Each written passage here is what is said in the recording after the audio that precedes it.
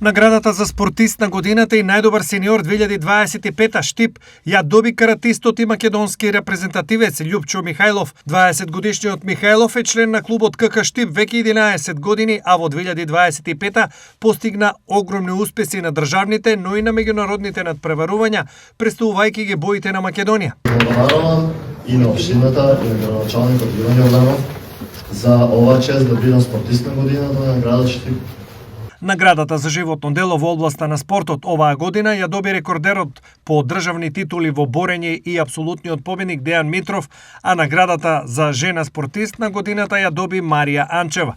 Одбојкарскиот клуб Штип УГД ја доби наградата за спортски клуб на годината.